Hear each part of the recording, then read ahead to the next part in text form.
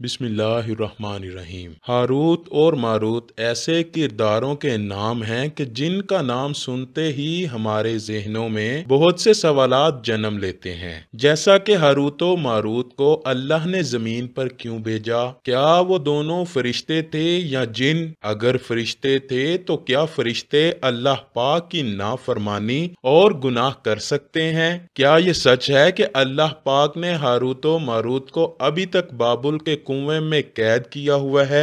आज की वीडियो में इन सब सवालात के जवाबात आपको कुरान करीम और सही अहादीस से देंगे और ये भी बताएंगे कि हारूत और मारूत का असल वाकया क्या था।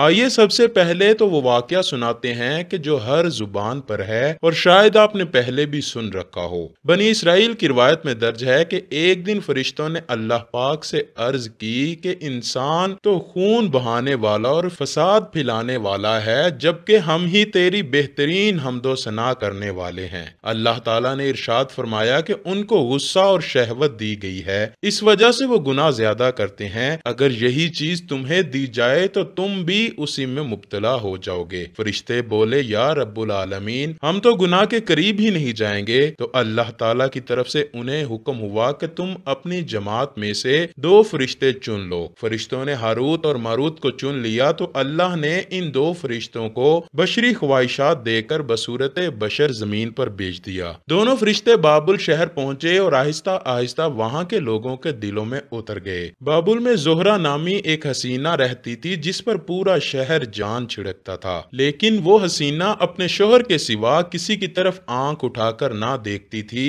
लेकिन एक दिन इन दोनों फरिश्तों ने जब जोहरा को देखा तो उस पर दिल हार बैठे, उसके पास पहुंच गए। जोहरा कहने लगी, मेरे और तुम्हारे दीन में फर्क है। मैं तब तक तुम्हें खुद पर काबू नहीं दूंगी जब तक तुम मेरी 3 शर्तें ना पूरी कर दो। और वो शर्तें ये हैं कि तुम बुतों की पूजा करो, शराब पियो और फिर मेरे खामद को भी कत्ल कर दो, क्योंकि मेरे शोहर को पता चला तो वो मुझे कत्ल कर देगा, क्योंकि वो बहुत ही इज्जत और गैरत वाला है। फरिश्तों ने बुत परस्ती और कत्ल को ज्यादा बड़ा गुनाह समझा और शराब पीने को कबूल कर लिया। लेकिन जैसे ही उन्होंने शराब पी तो वो दोनों खुद पर काबू ना पा सके। जोहरा अपने बाल खोले उनके पास आ बैठी। उसके बाद हारूत और मारूत अपनी शहवत पर काबू न पा सके। उन्होंने उस हसीना से एक साथ जना किया। जना करते हुए जोहरा का शोहर आ गया। फरिश्तों ने उसको बांध दिया और फिर बाद में उसके शोहर को भी कत्ल किया और बुतों की पूजा भी शुरू कर दी। फिर जोहरा ने फरिश्तों से ऐसे अमल सीख लिए कि वो आसमान पर चढ़ गई और जोहरा सितारे की सूरत में मसक हो गई। जब फरिश्तों ने भी जोहरा के पीछे आसमान पर चढ़ना चाहा तो वो गुनाहों की वजह से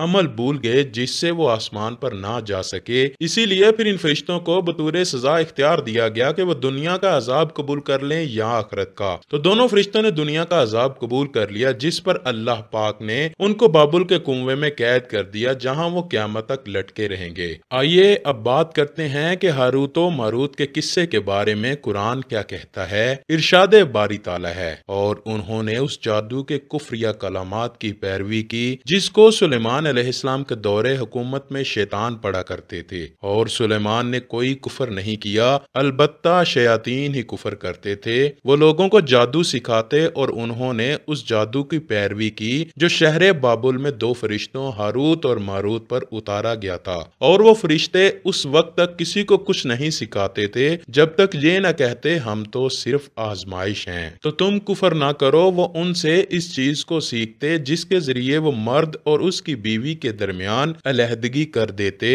और अल्लाह की इजाजत के बगैर वो इस जादू से किसी को नुकसान नहीं पहुंचा सकते थे। वो इस चीज को सीखते जो उनको नुकसान पहुंचाए और उनको नफा ना दे, और बेशक वो खूब जानते थे कि जिसने इस जादू को खरीदा इसका आखिरत में कोई हिस्सा नहीं, और कैसी बुरी चीज है वो जिसके बदले में उन्होंने अपने आप को फरोख्त कर डाला। काश ये जान लेते। असल में शहर बाबुल में जब अल्लाह के नबी कोई मौजज़ा दिखाते तो लोग उसको जादू कहते और नबियों को भी जादूगर कहा जाता। तो अल्लाह पाक ने अपने 2 मुकर्रब फरिश्तों को जमीन पर उतारा कि वो बाबुल शहर के लोगों को जादू सिखाएं, ताकि उनको पता चल सके कि जादू और नबी के मौजज़े में क्या फर्क है। लेकिन एक बात बताते चलें कि अल्लाह ने इन फरिश्तों को यह भी हुक्म दे रखा था कि जो भी जादू सीखने के लिए आए तो पहले उसको आगाह करें कि जादू एक कुफर है, और लोग जादूगरों की इत्तबा से दूर रहें और मेरे नबी पर ईमान ایمان لے آئیں۔ آئیے اب دیکھتے ہیں کہ ہاروت و ماروت کے قصے کے بارے میں مشہور مفسرین کی کیا رائے ہے۔ علامہ الواسی رحمۃ اللہ علیہ روح المعانی میں لکھتے ہیں کہ اس واقعے کی ساری روایات بغیر کسی سند کے ہیں۔ اسی طرح حافظ ابن کثیر تفسیر ابن کثیر میں لکھتے ہیں کہ ہاروت و ماروت کے قصے میں بہت سے تابعین نے ایسی روایات ذکر کی ہیں جس کی بنیاد اسرائیلی روایات ہیں، لیکن اس قصے پر نبی اکرم صلی اللہ علیہ وآلہ وسلم کی کوئی حدیث موجود نہیں، اسی لیے قرآن میں جتنا یہ واقعہ بیان ہوا ہے ہم بس اسی پر ایمان لاتے ہیں۔ علامہ قرطبی الجامع الاحکام القرآن میں لکھتے ہیں کہ ہاروت و ماروت کے متعلق تمام روایات ضعیف ہیں، فرشتے معصوم ہوتے ہیں، وہ اللہ پاک کے کسی حکم کی نافرمانی نہیں کر سکتے۔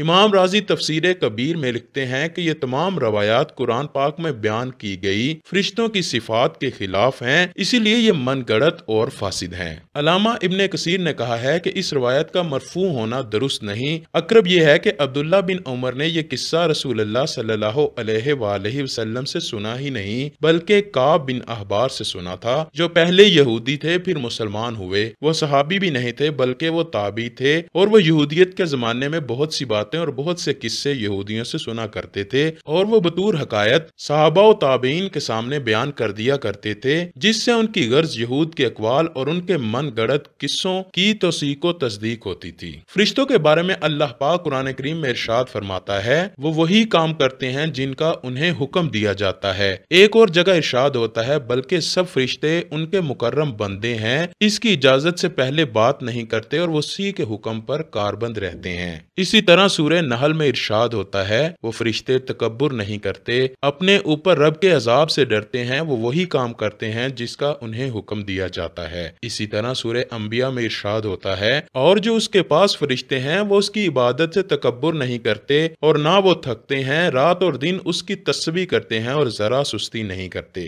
اسی لیے ہم بحیثیت مسلمان قصہ ہاروت و ماروت کے صرف اس حصے پر ایمان لاتے ہیں جو قرآن میں بیان ہوا ہے۔ وہ بس یہی ہے کہ شہر بابل میں ہاروت اور ماروت دو فرشتوں کو لوگوں کو جادو سکھانے کے لیے اللہ پاک نے بھیجا تھا، جنہوں نے اپنا کام بخوبی انجام دیا، باقی سب روایات من گڑت اور فاسد ہیں۔ اب سوال یہ پیدا ہوتا ہے کہ آخر جادو جو کہ کفر ہے وہ فرشتے لوگوں کو کیوں سکھاتے تھے؟ اس میں اللہ پاک کی یہ حکمت پوشیدہ تھی کہ لوگ جادو اور معجزہ میں فرق کر سکیں تاکہ جادوگر اور نبی کے پہچان آنے والے سب لوگ سیکھ جائیں۔ اب سوال پیدا ہوتا ہے کہ انبیاء کے علاوہ فرشتوں کو ہی کیوں اس کام پر لگایا گیا؟ کوئی نبی بھی تو یہ کام کر سکتا تھا۔ اس کی وجہ یہ ہے کہ اللہ کے پیغمبروں کا بنیادی کام کفر و شرک سے بچنے کی تعلیم دینا تھا۔ اگر پیغمبر ہی جادو کی تعلیم دیتے تو لوگ ان کو بھی جادوگر کہتے اور کفر و شرک سے کبھی باز نہ آتے۔ اللہ پاک ہم سب کو دین اسلام کی صحیح فہم اور اس پر عمل پیرا ہونے کی توفیق عطا فرمائے۔ ہم جادو، دھوکہ، فریب اور جھوٹ جیسی بیماریوں سے دور رہیں اور اپنے پیارے نبی صلی اللہ علیہ وآلہ وسلم کی شریعت پر عمل پیرا ہونے والے بن جائیں۔ اے اللہ پاک ہمارے سب گناہوں کو معاف فرما دے اور ہمیں تمام آزمائشوں سے نکال دے اور ہم پر وہ بوجھ نہ ڈال جس کو اٹھانے کی طاقت ہم میں نہیں ہے۔ کمنٹ سیکشن میں آمین ضرور لکھیے گا اور ویڈیو کو زیادہ سے زیادہ شیئر کیجیے گا تاکہ زیادہ سے زیادہ لوگ اس من گڑت قصے کی حقیقت کو جان سکیں۔